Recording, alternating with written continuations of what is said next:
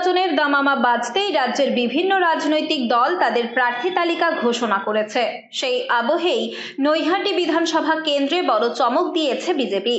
সাহিত্য সম্রাট বঙ্কিমচন্দ্র চট্টোপাধ্যায়ের পরিবারের সদস্য সুমিত্র চট্টোপাধ্যায়কে প্রার্থী করেছে গেরুয়া শিবির। ফলে এই কেন্দ্রে এবারে লড়াই ঘিরে রাজনৈতিক উত্তাপ অনেকাংশেই বাড়ল বলে মনে করছে রাজনৈতিক মহল।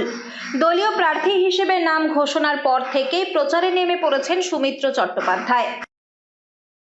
সারা পশ্চিমবঙ্গে এখন যে অবস্থা, এই অবস্থার বদলের জন্য একটা স্বচ্ছ সরকার, যেখানে লোকেরা মেধার ভিত্তিতে চাকরি পাবে। আর আমি পার্টিকুলারলি লেবার ডিপার্টমেন্টে কাজ করে এসেছি, আমি এমপ্লয়মেন্ট এক্সচেঞ্জেও ছিলাম, তাই আমি বেকারদের সঙ্গে খুব কাছাকাছি আমি ডিল করেছি এবং আশা করি আমাদের সময় অন্তত চাকরি আমরা পরীক্ষা দিয়ে পেয়েছি, চাকরি কিনতে হয়নি। কিন্তু নৈহাটির সঙ্গে তোমার কানেকশন আছে, এই মন্দিরটা তো আমরাই মেনটেন করি। নৈহাটিতে আমাকে বছরে আসতেই হয়, ঠাকুরের জন্যও আসতে হয়, তাই নৈহাটির ফিলিংসটা তো কিছুটা নিশ্চয়ই বুঝি। প্রথম পদক্ষেপ স্বচ্ছতা থাকবে। নৈহাটিতে এতদিন ধরে যেটা হয়ে এসছে, সেই দিক থেকে নৈহাটির মানুষ যেন প্রশাসনকে নিরপেক্ষভাবে কাজ পায়, সেটাই আমার প্রথম পদক্ষেপ।